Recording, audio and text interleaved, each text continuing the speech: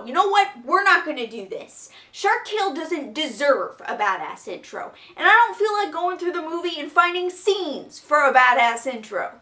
There's no point in going through these films and pretending that I don't know which one is gonna come out on top. Finding Nemo is obviously better, even if you're completely oblivious. Even if you've never seen these movies before, you can tell within the first 2 minutes that Finding Nemo is better. Don't believe me? Here, look.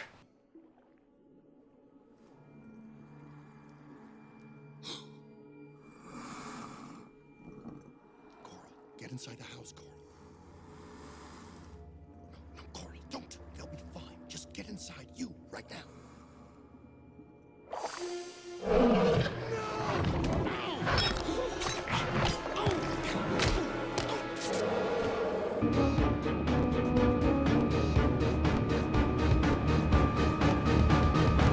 Boom! Product placement. That's pretty much what Shark Tale is. Product placement, pop culture references, and a bunch of two-dimensional characters. Shark Tale is like the barnacle on the cruise liner that is Finding Nemo. So instead of going through each film and pretending that Shark Tale has a chance in hell of winning, we're just going to look at why Finding Nemo is the superior film.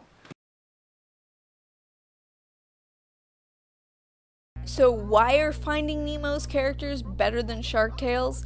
Well, they're actual characters for a start, rather than cardboard cutouts devoid of personality save a few common tired archetypes. Their personalities are basically reduced to their roles in the film. Will Smith Fish, apart from being a poorly anthropomorphized version of Will Smith as a fish, is a nobody who wants to be a somebody, and that's about it. There's a weak backstory about his dad being some amazing whale washer, and then him realizing that his dad was a nobody and then still going into the same business. Why wouldn't you just do something else? But I hardly think this helps you understand the character at all or justify his stupid obsessive behavior. Angie is the friend with the crush, and that's it. The only real question I'm left with is why? Lola is a gold digger. Again, that's it. Don Lino is a mafia boss. He's basically the Godfather in shark form. In fact, the only character that really has a trait that isn't just their role in the film or some creepy anthropomorphized version of the actor portraying them is Lenny, who is a vegetarian and a disappointment to his father and does seem to have something of a personality. Maybe the movie should have had more to do with him than Oscar, especially since it is in fact called Shark Tale. Still, it's not like we haven't seen this before too. Hell, The Simpsons even did it with the Mafia. Papa, I want to be a chef. A chef, huh? Hey, look what we got here. It's Chef Boyardee. What's he gonna do if we rub you out? Serve our soup cold? But then The Simpsons have done everything, so I guess that doesn't really count. The point is, these characters are just so tired. Their personalities, the predicaments, they're just so overused. The only unique thing about them is that they're fish. I mean, look at the characters in Finding Nemo. The main character is an overprotective father because a dangerous fish killed his wife and children and he was left with just the one. So when a diver takes his only son, he has an adventure to go and rescue him. He's also a clownfish that isn't funny, a bit of a coward, and a little bit of a dork. Along the way, he meets a lot of other colorful characters with unique personalities and aspirations and grows from the experience. The female character, Dory, is unique in that she's horribly forgetful, does not act as just a love interest for the main character, and isn't in fact a love interest at all.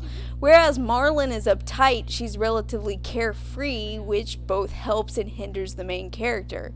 And also, she's fucking hilarious. Maybe he only speaks whale. Dory? What are you doing? What are you doing? Are you sure you speak whale? Can you Dory, heaven knows what you're saying.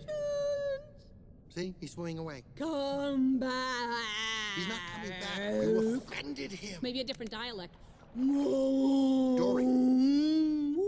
Dory, this is not whale. You're speaking like upset stomach. Maybe I should try humpback. No, don't try humpback. Nemo himself is given his own separate character arc and story, so he's not just reduced to only a thing to be rescued. He needs to escape a fish tank in a dentist's office with another group of fish with colorful personalities. Oh, and everyone's a fish, as if I even have to emphasize this, because if you're going to do a movie about fish, do a movie about fish. These characters have three-dimensionality and character traits that are unique to them and serve to add depth to their personalities. And then there's this. Welcome to my crib. The good life, the way the other half lives. Check it out. I got my 60-inch. See the problem here? I honestly get the impression that this movie doesn't even want to be about fish. And this leads me to the next point I wish to make, and a new topic for Real versus Real: animation.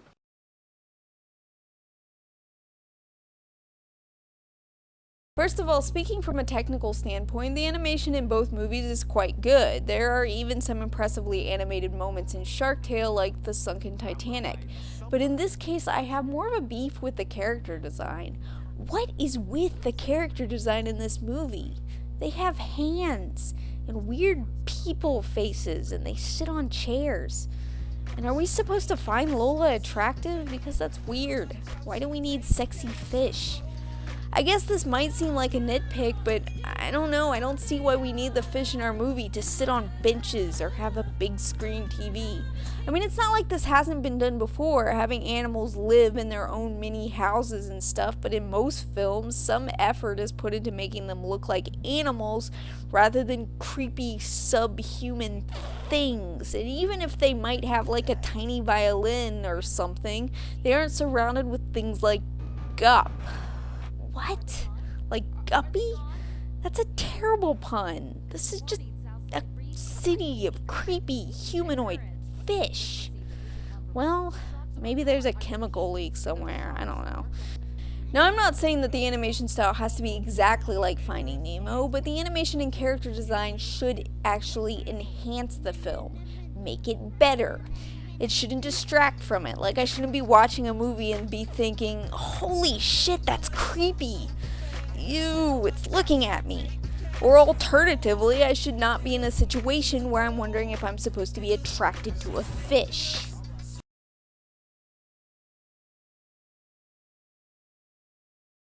And of course, this is where the film really sinks. See what I did there? It's a pun.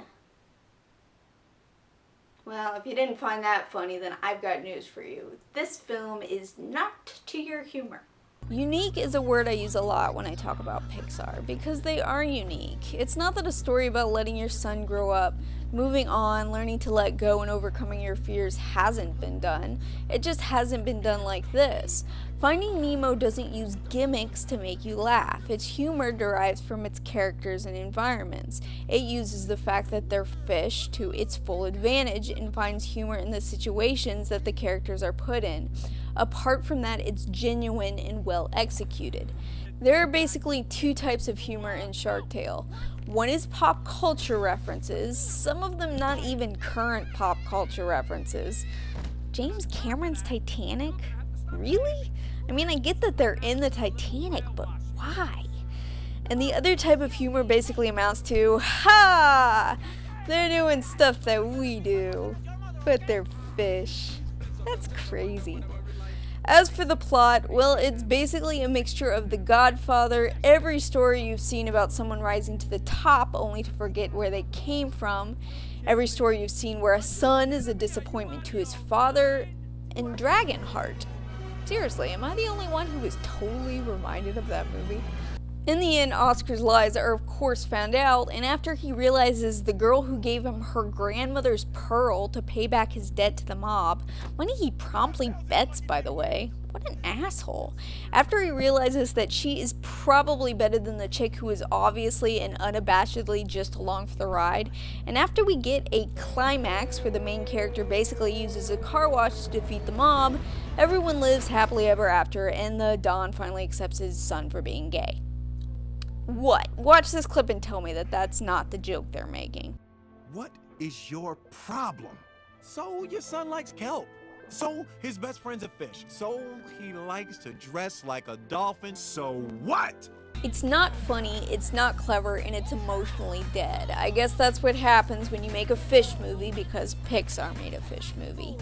Now, this is not the worst movie I've ever seen. It's not nearly as brain-meltingly bad as The Wilds, but it is just so devoid of imagination and creativity. It just takes a series of familiar plot elements, pop culture references, puns, and product placement and adds fish to it. It's a movie that tries to be hip and fun, but ultimately feels completely devoid of any kind of real emotion. It's trying to appeal to an audience, but does so in the most corporate, gimmicky, disingenuous way. About the only good thing you can say about this particular Dreamworks film is they've not sunk quite so low since. That one was unintentional. Well, I guess that's it. Roll the thing.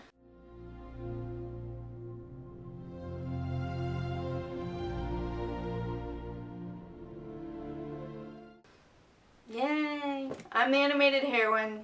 Sorry for the delay, guys.